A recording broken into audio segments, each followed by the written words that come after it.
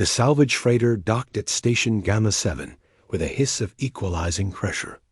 Captain Marcus Webb stepped into the dim marketplace, his boots echoing against corroded metal grates.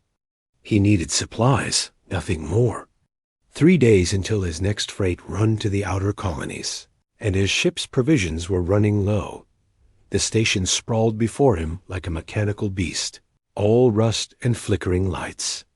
Vendors hawked their wares from makeshift stalls, power cells, nutrient packs, black market medicines. The air tasted of recycled oxygen and desperation. This far from Earth, regulations meant nothing. Survival was the only currency that truly mattered. Marcus moved through the crowd with practiced efficiency.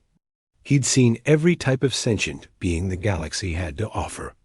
The tall Vryn with their crystalline skin.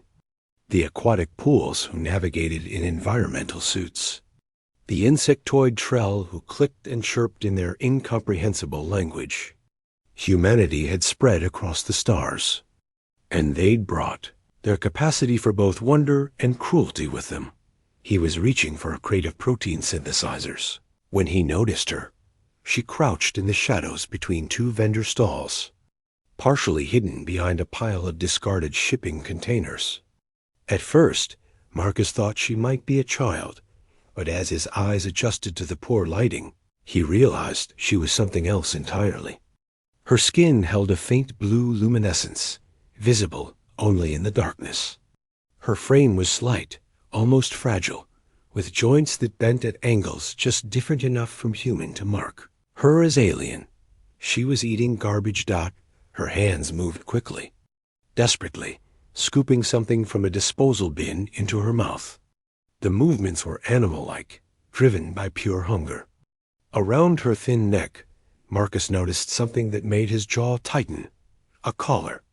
Not decorative. A control collar, the kind used on indentured laborers in the lawless sectors. He'd seen plenty of misery in his 15 years hauling freight across the void. He'd learned to look away, to mind his business, to understand that one man couldn't fix a broken galaxy. But something about the scene stopped him cold. Maybe it was the way her hands trembled as she ate. Maybe it was the intelligence he glimpsed in her eyes when she glanced up, checking for threats.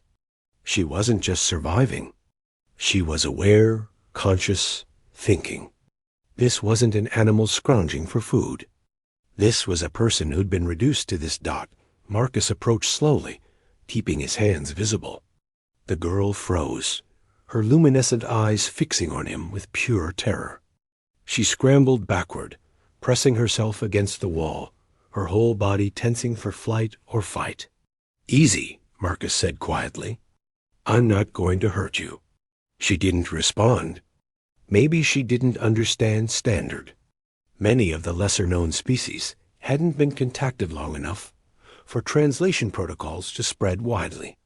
Or maybe fear had stolen her voice. He pulled a ration bar from his jacket pocket, one of the good ones he kept for long hauls.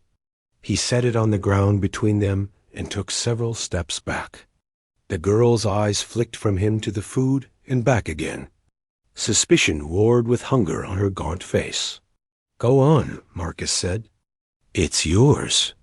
She waited until he backed up another few paces before darting forward. She snatched the ration bar and retreated to her corner, unwrapping it with shaking fingers. The moment she bit into it, her eyes closed. Not just eating now, savoring. A real meal, probably the first in weeks. Marcus felt something harden in his chest. He'd made a career of staying neutral, of not getting involved in station politics, or the ugly business that happened in places like this. But watching her eat that ration bar like it was the finest cuisine in the galaxy, he knew he'd already crossed a line. "Where's your owner?" he asked. The girl's eyes snapped open. She pointed with one thin arm toward the far end of the marketplace, where a cluster of rougher establishments operated. Gambling dens, fighting pits, pleasure houses. Places where beings traded in flesh and suffering. Marcus nodded slowly. "Stay here." He found the owner in a grimy bar that reeked of fermented alien alcohol and violence. The man was human, which somehow made it worse. A thick-necked brute with cybernetic enhancements and the dead eyes of someone who'd stopped seeing other beings as people long ago. "I want to buy the blue girl," Marcus said without preamble. The owner looked him up and down, calculating. "She's not for sale. Everything's for sale out here. Name your price." 10,000 credits. It was robbery. Marcus could buy a used shuttle for that price.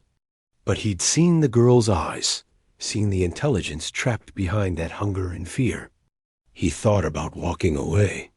He thought about his carefully maintained savings, his plans for early retirement, his policy of never getting involved. He accessed his account and transferred the funds. The owner grinned, showing metal teeth. "Pleasure doing business. She's yours, but fair warning, she's broken goods. Doesn't speak, doesn't obey commands worth a damn." I was about to space her anyway. Marcus took the control chip for the collar without a word. He walked back through the marketplace, his mind already racing through the logistics.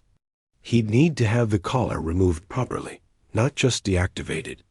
Those things had failsafes that could injure or kill if tampered with incorrectly. He'd need food, clothes, medical supplies. He'd need to figure out what species she was, where she came from, how she'd ended up here. She was still in the same spot, pressed against the wall, like she might disappear into it. When she saw him approach, that terror returned to her face. Marcus crouched down, keeping his distance. "I'm not going to hurt you," he said again. "I bought your contract. You're coming with me." He held up the control chip. Her eyes widened, tracking it with the focus of a predator watching prey. Marcus stood and walked to the nearest recycling chute. He dropped the chip inside and heard it clatter down into the incinerator below. The girl's mouth fell open. She touched the collar at her neck with trembling fingers, as if expecting it to activate, to punish her for even thinking about freedom. "Come on," Marcus said. "Let's get you somewhere safe." She followed him at a distance, staying just close enough not to lose sight of him in the crowd. Marcus led her back to his ship, the reliable freighter that had been his home for over a decade. Once inside, he sealed the airlock and watched her take in her surroundings. She moved through the small cargo bay like water, careful and curious, touching nothing but observing everything. Marcus set up the guest quarters, normally used for the rare occasions when he transported passengers. He showed her the shower, the bed with actual sheets, the small galley with its stores of food. She stared at it all with those luminescent eyes, and he wondered what she was thinking. Over the following days, as his ship traveled toward the outer colonies, Marcus learned about his unexpected passenger. She was Kellen, from a species humanity had only recently contacted. Her people lived on a water moon in a system recently claimed by corporate interests. When the corporations came, they'd taken what they wanted and left destruction in their wake. Many of Kellen's people had been captured, sold into labor contracts that were slavery by another name. She did speak, he discovered. Her voice was soft but clear, her standard accented but understandable. She'd been silent out of learned helplessness, out of knowing that speech only brought punishment. She was brilliant. Marcus found her reading his navigation charts, understanding complex spatial mathematics that took most humans years to grasp. She fixed a malfunctioning air recycler that he'd been meaning to replace, her slender fingers working with precision and confidence. "You're wasted on a freight hauler," Marcus told her one evening as they shared a meal in the galley. Real food this time, not rations. He'd stopped at a station and bought ingredients, watched her eyes light up at flavors she'd probably forgotten existed. "Where would I go?" Kellen asked. "My home is gone. My people are scattered across a dozen systems, sold like cargo." Marcus set down his fork. He'd been thinking about this problem since the moment he dropped that control chip into the incinerator. One girl saved, thousands more still suffering. It wasn't enough. It would never be enough, but maybe it was a start. Then we find them, he said. We find your people. We buy their contracts, break their collars, and get them somewhere safe. It'll take time. It'll take money. It'll probably get us killed. Kellen stared at him across the small table. Why would you do this? Marcus thought about all the times he'd looked away, all the suffering he'd ignored because it was easier, safer, more profitable.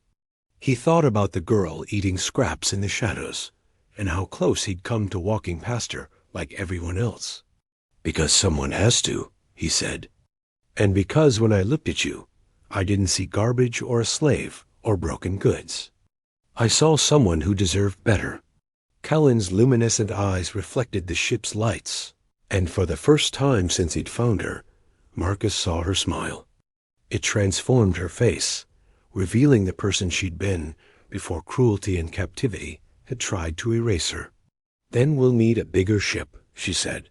Marcus laughed, a sound that surprised him with its genuine warmth. Yeah, we will. Outside the viewports, the stars stretched endlessly in every direction. The galaxy was vast and often cruel, but somewhere out there were more of Kellen's people waiting for rescue. More beings trapped in collars and cages, eating scraps and losing hope. It would take time. It would take everything he had. But as Marcus looked at the determined expression on Kel,